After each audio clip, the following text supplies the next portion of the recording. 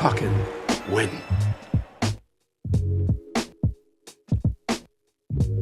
You know, the first big video that we did where we kind of did a lot of research and talked about how shitty they were. And, okay, you're talking about the pro Antifa. Yep, that's the one. What? Pro Antifa YouTubers targeting bounding into comics? That's fucking terrible. That sounds awful, guys. Organized chaos, actual fandom into. Oh shit! Let's bring this guy on to answer for this. You wanna explain this? What's going on, man? Do I get to browbeat somebody? I mean, that's apparently what we're doing. So that's what we do. That's our thing. We browbeat the presence of Christianity in modern media. That's all we do. You know that. Yeah, that's how we roll. Hello. I mean, come on. Can you explain why we do? Why are we like this, Turf? We browbeat the presence of modern Christianity in modern media. Why do we do that? Because we're fucking jealous, man. That's what it is. We're jealous of success. Yep. We wish we could be like them, and so we do the good old kindergarten tactic of when you have a crush on a girl, you bully them. That's what we're doing. You know, we want their fans to come look at our channel, but maybe we should try just like doing the exact same thing that they do, though. Instead, wouldn't that be a better avenue to? That's a good idea. Fuck Brie Larson. Fuck her. John Delarose and John F. Trent. And so when this starts out, the video starts with you saying, so you guys know who John F. Trent is, right? And then Turf does his his clueless foreigner guy thing, and he's like, oh, so your guy's president, right? And then we start doing the improv yes and thing. We're like, yeah, it's right, and just goofing off. And it goes from there to, I think I say, he's the one that freed the bricks or whatever. And like, but at this, it's fucking hilarious how many things go wrong in their brains on this thing. First of all, the kind of comedy that we're doing there is absurd. It's not satirizing anything, really. I mean, it's just being absurd. And yet these guys instantly think it must be satirizing something. And so they're trying to figure that out. And then they're also, because we started off with John F. Trent, he thinks it's about him when it's really just about the fact that his name sounds kind of like presidential. Yeah, right? It sounds like something a former president's name could be. So just there's all the layers to it, so you can really appreciate what the fuck is going wrong in there. This is how their video starts. Yeah, that's the you guys' president, right? The one who got shot. That sounds right. That sounds right. Yeah, no. He freed the bricks. He was. I don't understand this. What are they referencing here? Like, I don't get this reference because they're saying that I'm not their president, and then they're saying that I freed the bricks. Like, I don't get it. What is it? I don't understand this either. I mean, I know that. Before it goes any further, I fucking love this third guy that has to get on to tell them very confidently more wrong shit. So he comes in multiple times. The bricks thing, it's an inside joke. It's Eric July. I'm built like a goddamn brick. I mean, it's inside, but there are people in the audience that get it, and he's with a dime. Yeah, and then he's married to dimes apparently, which I don't know how I feel about that. Listen, man, I'm open-minded, but like bricks and dimes, I don't know. Well, these types of people, let's just say, fashy types, they don't tend to do too well with irony or layers of satire or anything like that. But the irony is, it's not any of that. It's literally just saying absurd shit because it makes us laugh. So inside jokes. Like the funny thing about this is just how they try to analyze what we're saying, and a person comes in with a really fucking confident. He'll be in a second, and he's just completely wrong. Oh, I can't wait! It's amazing. I think it's a parody that they're trying to say you're a racist. Listen to how this is framed. A brick is not a dime is not a brick, yet they're allowed to commingle and even marry. It's meant to be I ain't got no salt in my pepper, you understand? Oh, okay. Okay, so real quick, they are racist. But that's not what we're joking. It's literally just a service copy. For it's once, unrelated. We weren't calling you anything right here. Like, like the things they're finally addressing when we call them racist, but just not when we actually do it. They could at least do us the courtesy of actually responding to when we're actually calling them bigots. The other shit, not the third guy. I don't know who Cider is. That who he is? Maybe when he comes back in and he's like, he comes up with some crazy concept that I don't know, man. I don't know where these guys get this shit. They're just kind of fumbling, but. Oh, I think it's more of a transgender reference than is it? But yeah, I think so, right? Maybe I don't know. It doesn't. I don't really. I thought it was like deeper than that. I thought there was like some reference to bricks and dimes. It's not even that deep. I don't know what. Yeah, you're right. It's probably both though, because these guys they're all about that. What is that? Economic use of slander. So yeah, you're probably. So I just need to add something here. We're looking at John F. Trent and John De La Rose. These are the guys that they did Bounding in Comics. Now they're doing That Park Place and Fandom Pulse. These are two. Hold on, serious update on shutout. Fandom Pulse. Did you know that Fandom Pulse no longer they're not doing the website anymore? No, they're not. Because they couldn't afford the web hosting. They're now Substack only. Oh, okay. So good job, guys. These are sources that these chuds use all the time, as if they're like authoritative sources, as if these articles mean anything. And these guys write most of this stuff. These are idiots. I'm sorry. We're starting off with this because it's fucking funny, but the point of covering this stuff is that Bounding into Comics. Have you guys seen Bounding into Comics being used by any chud YouTubers lately? Not as really. much. It pops up occasionally. But Yeah, I mean, I know Melanie Mac Fandom has. Pulse or That Park Place anymore. Yep. And Definitely they not got, nearly they as got, much as usual. They got purchased by some company that I looked into them and stuff, but like I can't help but kind of just looking at the timeline of things and then seeing how we, as we'll see here in one of the clips, we started calling them out. We said we were going to call them out regularly. We were going to, just basically, I think we were the first people to ever call attention to what the fuck they were doing. You know what I mean? Like outside of just a post on Reddit now and then or something like that. You know what I mean? Yeah. Like and at a large scale, at least. It got more traction than I think we even realized at the time. And, and then they responded to us or whatever in this video, and it didn't get a whole lot of views. Yeah. And it just, when we were specifically calling out John F. Trent, we profiled him specifically. And talked quite a bit about the kind of stuff that he believes and posts on his Twitter and then injects into his journalism. And then, of course, Archbishop fucking Michael Burbage. These guys are almost always by these guys. Pretty much everybody we cover being presented as like serious news. So we have this article and, it's talked about the Protect Trans kids flag in Gwen's room in that 1 second of the trailer. And you're going through here and it's just kind of standard. It's just going over details. And then it takes this turn into going into Christian stuff. Just essentially like its source for how this stuff is evil is pure Christian dogma. From there, Bishop Burbage writes, indeed, there's like what we're talking about a trailer here. This is what this guy is writing about. Like, this is his source. Bishop Burbage writes, indeed, there's ample evidence. What the fuck? Ample evidence that gender affirmation not only does not resolve a person's struggles, but can also, in fact, exacerbate them. They accept it. Bro, who is this dude?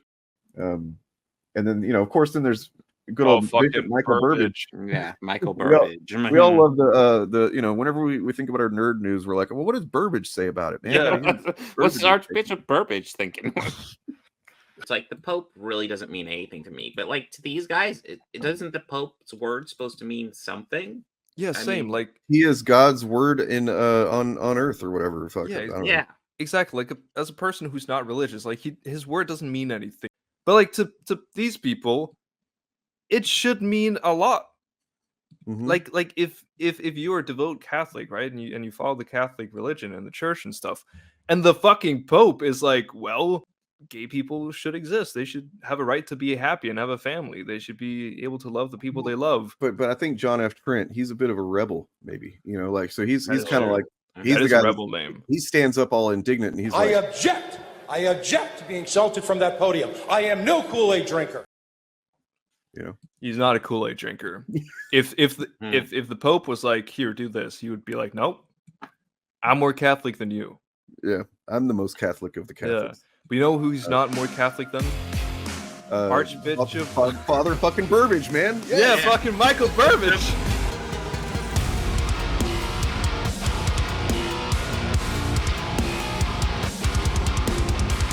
All of you are my heart and my prayers, and I ask that you transition.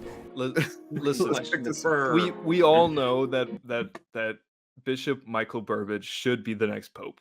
It's written in the stars, okay? I mean, I would become Catholic. Same. Bounding into Comics. They're fans of theirs right now who are very concerned about the fact that we just kind of talked about their content for what it is. And in fact, I think right now there's a stream going on with a literal Nazi who works for them. He's a Nazi, Holocaust denier. We're not going to really get into that, but they've been covering it. Look, this website has a lot of reach, and then it's being used by YouTubers with much larger reach than us. So the same logic applies to this, that like when we talk about Eric July and these guys that are like, why are you so worried about us? You know what I mean? Like, we're pretty insignificant statistically. Yeah, we're a fraction of their size. And yeah, all of a sudden they're freaking out. It's like, am I missing something? I don't know. You'd think that they'd go, "Oh, you pissants, I won't even acknowledge you," or something like that. I mean, that's what I would do. But, you know, of course, maybe they're insecure about something. Anyway, if they're so worried about it, I figured we'd offer an olive branch. And also just kind of state our intentions going forward. So the FAM Initiative will be covering Bounding into Comics regularly as they monitor any and all instances of wokeness, which means marginalized people gaining an ounce of empathy or an inch of equity in entertainment. We will observe and report on their coverage. However, we are fair and reasonable. We merely believe media outlets and various fandoms should be honest with audiences. Let's call it ethics in comics journalism. We're extending an open invitation for John F. Trent to speak with us directly via live stream if he feels we've misrepresented him somehow. We'd also love to be able to report that Bounding into Comics, because this is really our biggest issue with them overall, that they've added clear disclaimers to the site, articles, its YouTube, etc. These disclaimers would be easily seen, perhaps in the header of each page, near the website name, for example. And so I did a mock-up here just as an olive branch. The latest comics news, reviews, and rumors from an authoritarian Christian perspective. I think that's fair. And we're not like trying to cancel them or like get their fucking website shut down or whatever stuff. Like, just be honest with your audience, because I'm fairly sure there's a lot of people that share this stuff and don't realize this about you. Lots of people just sharing the headlines and stuff, just because most of your headlines, you're not going to see crap about how like the authoritarian Christian angle. You're not going to see that in the headline. But I mean, that's what it is. So like, you know, I mean, if just the regular coverage doesn't give it away with the attitudes, like the general or grave depravity when it's gay characters exist, you know, then you can look up father in the search form, right? And you can find all these articles. There's way more than this of just some priest like being consulted on like, you know, this one, Father Mike Schmitz of YouTube's Ascension presents explains why God allows suffering using DC's injustice as an analogy. What is, you know what I mean? Like, fuck is some Father Mike? Who knows? Who is Archbishop Jose H. Gomez, who theorizes that new social justice and woke movements are pseudo-religions and replacements and rivals to traditional Christian? Like, what? And what about Father David Wilton, who declares that wokeness is as old as the Bible itself, offers 3 steps to fight it? Yeah, what? I don't know. So you see what we're saying? Like, bounding into comics. Wait. What does any of this have to do with comics? And it's not just, I mean, those are the obvious examples for sure, but then just so there's one article, I should have had it ready, that's like, I'm sure there's more than one, but the one I know of is about a trans character in the Hunger Games movie that's coming up or whatever, or a trans actor playing a show. Show. And it's like spins the whole thing, but most of the article reads like a regular entertainment article, right? Like, there's nothing objectionable about it. It's just like, here's the blah blah, and then it just takes a hard right, pun intended, and starts talking about this specific pastor, priest, or whatever, who's like, this is against God, and a man can't be a woman, and a woman can't. Like, what? Yeah. So yeah. The thing is, that's the most. Those are the kinds of articles that I think are the most dangerous. The ones that for the most part are just like about fandoms and about comics and about the thing that they claim to be about, and then there's like sprinkled in some really fucking far right ideology, you know, like if there's something like this, like Archbishop Jose Gomez theorizes the new social justice, like, you know, I feel like if someone clicks on that, like they want to know that stuff, you know, like they're going into that. But it's the ones where it's like, this is just a normal news source for like the newest thing that's coming out, but then it also has some fucked up like anti-trans rhetoric sprinkled inside of it, which is like the general story of the anti-fan channels that we cover. That's the whole reason why it's so, because they're not just political channels who are honest about their views. They claim to be fan channels, and then they sprinkle in these far right views. And I think that just got a little bit too much attention on them for, you know, whether it was the company that bought them that like noticed it on their own accord, or if they did it first in order to sell to the company. It doesn't surprise me that they pay attention, because if you actually look, well, don't look their YouTube stuff. Their YouTube stuff is quite a bit smaller than honestly ours. Yeah, it's pretty bad. Well, then, in fact, I mean, look, they did try to fucking rip off my intro for the stream one time, so their YouTube presence for the most part is less than ours, but they have a outsized influence in how many people who are much bigger than them, like Nerdrotic or even Critical Drinker, will source them as a primary source for a video.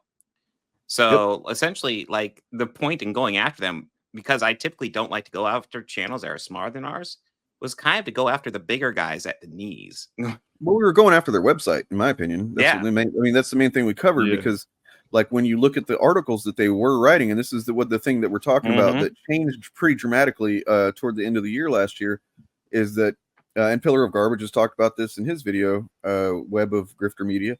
Trent is helpfully upfront. He clarified in a recent YouTube interview with Master Swag King that his mindset, and therefore Bounding into Comics mindset, at least while he was in charge, was one that accepted the fact any work will contain messages, and opposed specifically those messages his austere and patriotic Catholic self considered immoral. I think a lot of it has to do with just telling good stories and telling stories that promote good values. And I know people want to say like, oh, I just don't want any kind of messaging in my films. Well, that's absolutely ridiculous. This is why you can find old Bounding into Comics articles which condemn women wearing revealing dresses in demonological terms. And that Master Swag King interview also saw Trent give some further examples of what would fall under this umbrella, like homosexual activity and women's reproductive rights. People are going to be kind of fooled by the production value. So it's like, oh, it's really well made, the story's really well done, but it's like, well, it's literally telling you that gay sex is good though. So things like that, if that makes sense. Or it's like killing this child is a good thing. Riding the chud boom in the wake of The Last Jedi and through COVID, Bounding into Comics was able to establish maybe the thickest facade of legitimacy of all similar websites, through a combination of longevity, exposure, and the simple act of using terms and forms associated with traditional news media, always an effective shortcut to borrowed legitimacy. The site was able to use this to do many things, like pushing the homophobic groomer panic, like playing defense for white nationalists like Vox Day, and yes, like providing sources that scan at a glance as legitimate to be flashed on screen behind practically every member of the then rising, now current class of right-wing YouTube commentators. Oh, and also like paying out to Trent and the site's owners. Don't forget, the people behind Bounding into Comics are pros, literally at monetizing this type of thing as effectively as possible. Anyway, that was all going fine until a few months ago, October, November time, when Trent found out from Aurora that Bounding into Comics was to be taken in a different direction editorially. But yeah, Trent left, started his own knockoff, which, surprise surprise, is already getting cited in Thing Woke videos, and set himself up as another one of those capital letters, angry title YouTube guys. Looks like it's going well for him. Hey, isn't this also the time that John De La Rose unceremoniously stopped writing for Bounding into Comics and started Fandom Pulse? Could it be he was either turfed out to help clean up the site's image, or like Trent, chose to strike out alone in order to keep being more blatantly bigoted? Nah, right? This shift, though, is likely why Bounding into Comics pieces on the X-Men going woke are less inflammatory than the other bits and bobs we've been looking at in this video. Why, while it's still clearly partisan, still clearly manipulating the narrative to stoke rage, it's doing so a little less overtly than many of the articles predating that editorial shift did. It appears someone at Aurora, perhaps Lucido, perhaps not, wants that veneer of respectability being preserved, wants plausible deniability intact. Some of the articles that they were pumping out, and they were getting increasingly more fucking deranged and hateful. And then, yeah, you go look at their website now. Not only are the articles that, yes, there's still obviously like a kind of right-leaning conservative angle on their content. That's not changed, but they are not openly just, you know, a hate group anymore like they were, and they've even kind of retconned some of those old headlines and articles too. You know, it's something I saw John De La Rose complaining about right after it happened. Was he was like, oh, they're going back and changing a lot of our articles and blah blah blah. It's like, well, maybe you shouldn't have been such hateful pieces of shit yet. You're right. This is also racist, but it's also saying a dime cannot be a brick, meaning you can't build a wall out of dimes. That's true. Yes. Right. And that's their comparison is. Real quick, I want to tell any chud, anytime we're talking about dimes and bricks, I want you to analyze that shit. I want you to figure out our deeper meaning. Okay? Anytime there's something that we're talking about that you don't know what it means and we just kind of seem like we're saying silly shit, please just lay your thoughts out. Like, what exactly do you think it is? What kind of social activism are we trying to push with our inside joke? When we say I want to kill all the mermaids, well, what's funny is does that mean the right wingers? What's funny is in a minute they actually end up thinking that we are killing our own point, because they're like, wait, so they're saying that a brick can't be a dime, and if they're talking about transgender, then they're right, because a man can't be a woman or whatever. And it's like, you guys are just fucking nodding yourselves up. Yes. Just treat us where you're saying a man can't become a woman, right? Which is true. Also which is true. And then they're trying to make a joke by apparently reaffirming what you're saying. So I mean, the thing is, they're right that a man can't. I mean, the way that they're saying it, a man can't become a woman. I mean, kinda. It's more like that woman was always a woman. She just was, you know, identified as a man and presented as a man until she realized that, oh wait, I'm a woman. So.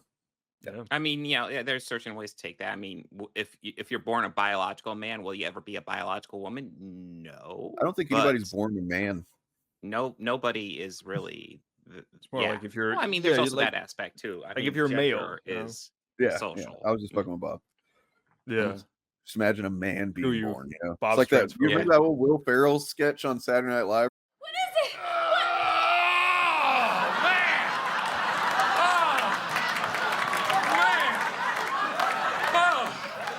It was hot in there. That's right. I forgot about that. I'm gonna add that in. By saying a brick is not a dime, because it's not. Okay. This is true. Fucking John at the bottom is staring into my soul. Yeah, he's like, I'm really struggling here, guys. Yeah. It's like, I'm the most passionate of all of us, so I really don't get it at all. He heard one thing he understood and agreed with, which was their fucking transphobia, and since then he's not had anything to contribute. Brain stuff, guys. This is the left can't meme right here. Is that what that is? Play out. I think they maybe. I think what they've done. Yeah, gave them all left can't memes. That's why I didn't get it. It's that the right can't understand jokes. Yeah, I was about ready to say this isn't the left can't meme. This is an example of what the right can't read. Yeah, and also like the thing is, obviously they like this is a kind of an internal joke. You know, I don't, you know, I don't see it as a problem that they can't understand this specific joke and that it's about Eric July, because how would they know that? It's just fucking funny that they're over analyzing it. Yes, and trying to take things from it, and then based on that conclusion, they're like, "Oh yeah, they can't mean." They all said, "Yeah, I don't get it," and then they could have just moved on from there, and it would have been fine. Yeah. Wouldn't have even said anything about it. Like, yeah, okay, makes sense. You wouldn't get that. Usually people can recognize an inside joke when they hear it. Like, it's like, okay, this is jokes between friends or jokes between an audience, but like, it's not going to go much outside there. We get that's that. not our argument. Yeah. Yeah, exactly. Like now they can marry dimes, and I'm telling you, it's a problem. Yeah, that is a serious issue. Listen, I'm all for civil rights, but this bricks and dimes cross contamination crap, I'm not for. I'm not. Oh, so it's... I think they scripted this. This is like really sad. It is, yeah. We scripted it. That's it. That's the end of it. But like, yes, that dude, that took me weeks to put together. I take that as a compliment for our chemistry, to be honest. Yes. You know what I mean? Like,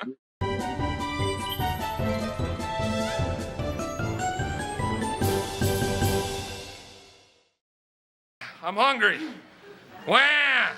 Wham! What do you want? Denver omelet sounds mighty fine, but I'd settle for a little booby.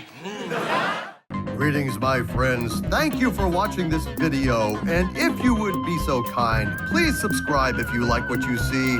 Help our channel to keep growing and keep fighting the war to save pop culture.